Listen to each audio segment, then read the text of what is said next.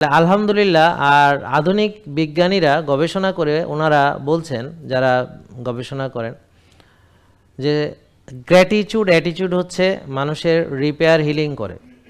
ধরেন আমার immune system, আমার রিপেয়ার হিলিং, হ্যাঁ, আমাদের এটা হলো গ্র্যাটিটিউড অ্যাটিটিউড, মানে আমরা বলি আলহামদুলিল্লাহ, এটা হলো গ্র্যাটিটিউড। তো যে যত বেশি কৃতজ্ঞ হবে আল্লাহ তাকে আরও বেশি দিবেন।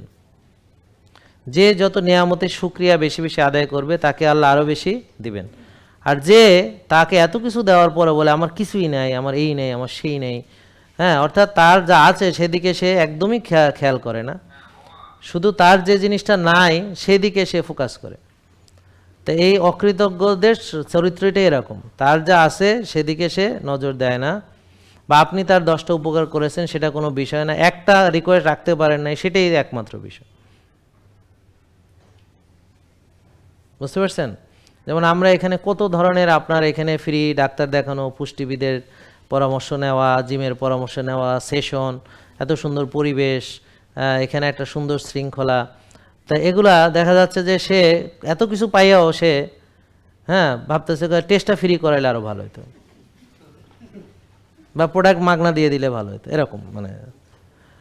তো কেন? কারণ হচ্ছে যে ওই যে ওরা মানে অন্য জায়গায় টেস্ট করায়, সেখানে কোনো অসুবিধা নেই, সেখানে পরিবেশও আমি জানি, আমি গেছি একটা জায়গায় টেস্ট করাইতে, কোনো একটা কারণে গেছিলাম কারোর সাথে। তো এখন দেখি যে আমরা যেখানে বসতে দিয়েছি ওখানে প্রস্রাবের গন্ধ করে, ওখানে টাকা নিয়েই কিন্তু টেস্ট হয়, এখানে টাকা নিয়ে আপনার ডাক্তার দেখায়, টাকা নিয়ে পরীক্ষা করে, টাকা নিয়ে ভিজিট দিয়ে ডাক্তার দেখে, ওই সব জায়গা আর কি।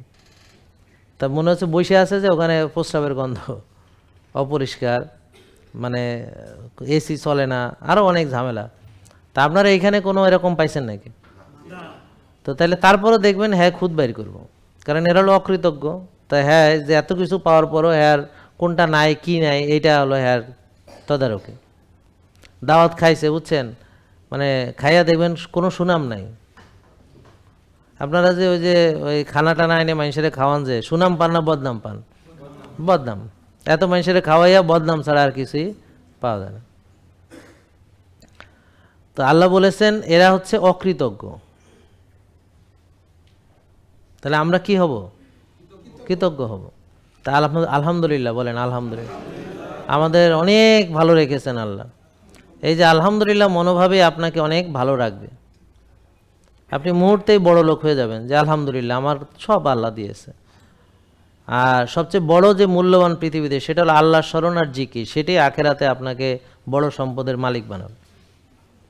আপনার রাজত্ব, ধন সম্পদ, এগুলো দুনিয়ারগুলো তো থাকবে না, তো এখানে থাকলে কি আর না থাকলে কি, যেটা থাকবে সেটার জন্য প্রচেষ্টা করা উচিত।